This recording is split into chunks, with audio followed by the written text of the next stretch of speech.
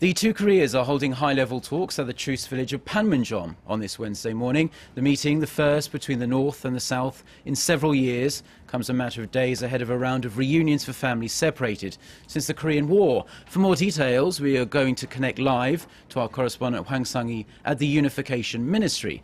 Sung-hee, what's the latest? Good morning, Mark. The meeting was scheduled to take place at around 10 a.m. Korea time, which is about now, so it should be getting underway as we speak. The South Korean delegation left for the truce village of Panmunjom, which is where the meeting is being held, at around 7:30 this morning. Kim Kyou-hyun, the South Korean chief delegate, told reporters that he would pour all his efforts into holding fruitful discussions. I will engage in the talks with an open attitude to study an opportunity to bring in a new era on the Korean peninsula.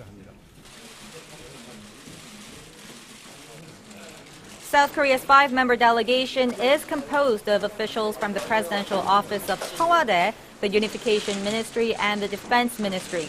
The North Korean delegation is led by Won Dong-yeon, deputy head of the United Front Department of the ruling Workers' Party of Korea, with officials from the National Defense Commission, the military, and the Committee for the Peaceful Reunification of Korea.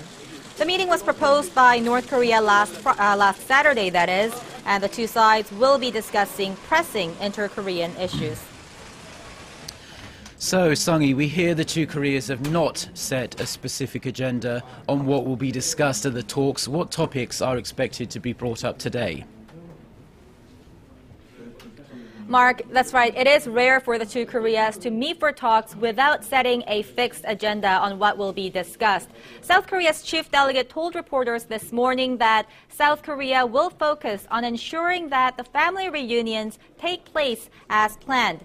As you know, the two Koreas are scheduled to resume the reunions from February 20th to the 25th, and if held, it'll be the first such event in more than 3 years. However, the reunion event won't be North Korea's top priority at today's meeting.